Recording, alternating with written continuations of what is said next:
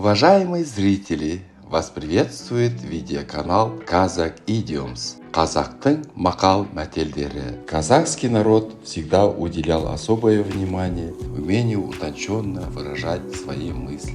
Видеоканал Kazakh Idioms приглашает вас на просмотр видеороликов о поговорках и пословицах, которые веками использовались в разговорной и бытовой речи казахов. Видеоматериалы сопровождаются переводами на русский язык и примерами применения в разных ситуациях.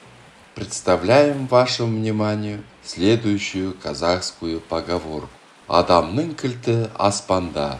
Дословный перевод на русском звучит так. Ключ человека на небе.